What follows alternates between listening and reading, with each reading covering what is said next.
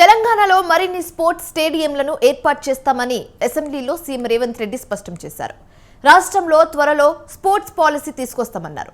పంజాబ్ తరహా పాలసీని తెలంగాణలో కూడా అమలు చేస్తామని రేవంత్ రెడ్డి చెప్పారు.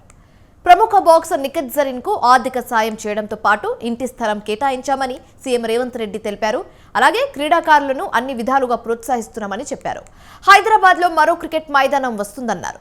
యూసఫ్గూడ, గచ్చిబౌలి, సరూర్ నగర్ స్టేడియంలో క్రీడలు తగ్గాయన్న రేవంత్, ఎల్బీ స్టేడియంలో క్రీడలు తగ్గాయి, రాజకీయ కార్యకలాపాలు పెరిగాయని రేవంత్ రెడ్డి తెలిపారు. రాష్ట్రంలో కంప్లీట్ గా స్పోర్ట్స్ పాలసీని తీసుకురాదలుచుకున్నాము.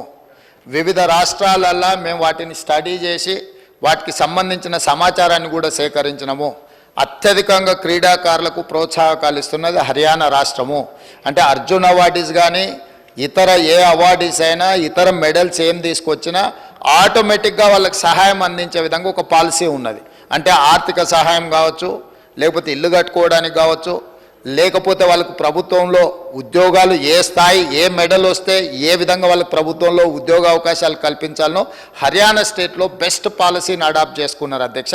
మేము అందుకే ఈరోజు హర్యానా, పంజాబ్ ఇతర ప్రాంతాలలో బాక్సింగ్ రిలేటెడ్ కానీ అదర్ రిలేటెడ్ క్రీడలలో రాణించిన వాళ్ళకి ఏ విధంగా ప్రభుత్వం ప్రోత్సాహకాలు ఇస్తున్నదో వాటన్నిటిని కూడా మేము స్టడీ చేస్తున్నాం.